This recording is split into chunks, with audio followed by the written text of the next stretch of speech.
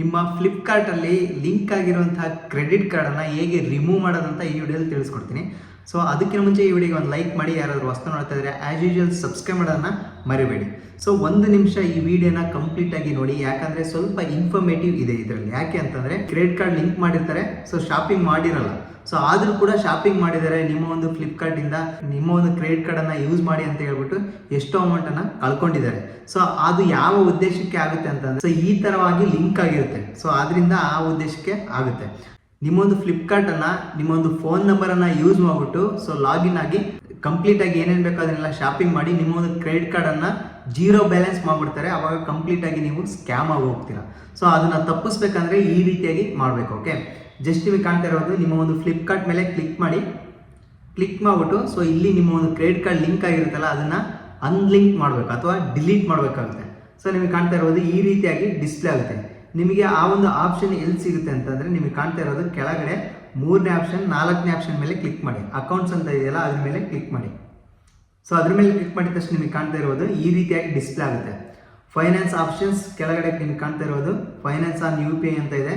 So ಅದಕ್ಕಿಂತ ಕೆಳಗಡೆ ಹೋದರೆ ನಿಮಗೆ ಕಾಣ್ತಾ ಇರೋದು saved credit debit and gift cards ಅಂತ ಇದೆ. ಇಲ್ಲಿ ನಿಮ್ಮೊಂದು ಕ್ರೆಡಿಟ್ ಕಾರ್ಡನ್ನು ಯೂಸ್ ಮಾಡಿಬಿಟ್ಟು ನೀವು ಶಾಪಿಂಗ್ ಮಾಡಿದರೆ ಫ್ಲಿಪ್ಕಾರ್ಟಲ್ಲಿ, ಸೊ ಅದು ಕಂಪ್ಲೀಟ್ ಎಲ್ಲ ಡೀಟೇಲ್ಸ್ ಕೇಳಿರುತ್ತಲ್ವ, ನೀವು ಒಂದೊಂದೇ ಎಂಟ್ರಿ ಮಾಡಿರ್ತೀರಲ್ಲ, ಸೊ ಅದೆಲ್ಲ ಎಂಟ್ರಿನೂ ಸೇವ್ ಆಗಿ ಆ ಒಂದು ಕ್ರೆಡಿಟ್ ಕಾರ್ಡ್ ಇಲ್ಲಿ ಲಿಂಕ್ ಆಗಿಬಿಟ್ಟಿರುತ್ತೆ.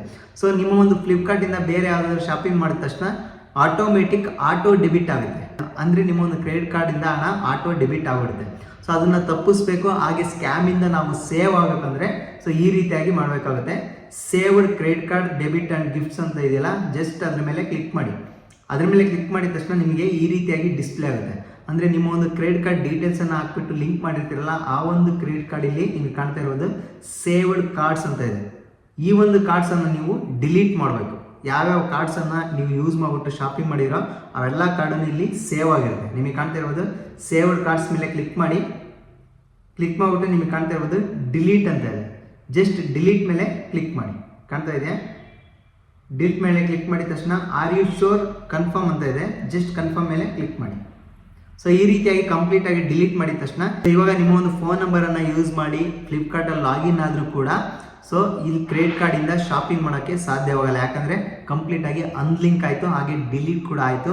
ಸೊ ನೀವು ಸೇವ್ ಮಾಡಿರುವಂತಹ ನಿಮ್ಮ ಒಂದು ಕ್ರೆಡಿಟ್ ಕಾರ್ಡ್ ಡೀಟೇಲ್ಸ್ ಯಾವುದೇ ರೀತಿಯಾಗಿ ಇಲ್ಲಿ ಡಾಟಾ ಸೇವ್ ಆಗಿರೋದಿಲ್ಲ. ನಿಮ್ಮ ಒಂದು ಕ್ರೆಡಿಟ್ ಕಾರ್ಡ್ ಡಾಟಾ ಸೇವ್ ಆಗಿರೋದಿಲ್ಲ. ಓಕೆ, ಸೊ ಈ ಒಂದು ವಿಡಿಯೋನ ನಿಮ್ಮ ಎಲ್ಲ ಫ್ರೆಂಡ್ಸ್, ಅಂದರೆ ಕ್ರೆಡಿಟ್ ಕಾರ್ಡ್ ಯೂಸ್ ಮಾಡುವಂತಹ ಫ್ಯಾಮಿಲಿ ಫ್ರೆಂಡ್ಸ್ ಆಗಿರೋದು, ನಿಮ್ಮ ರಿಲೇಷನ್ಸ್ ಆಗಿರೋದು ಎಲ್ಲರಿಗೂ ಈ ವಿಡಿಯೋನ ಶೇರ್ ಮಾಡಿ. ಅವರು ಕೂಡ ತುಂಬಾ ಹೆಲ್ಪ್ ಆಗುತ್ತೆ. ಯಾಕೆಂದರೆ ಎಷ್ಟೋ ಜನ ಇದರಿಂದ ಸ್ಕ್ಯಾಮ್ ಆಗಿದ್ದಾರೆ.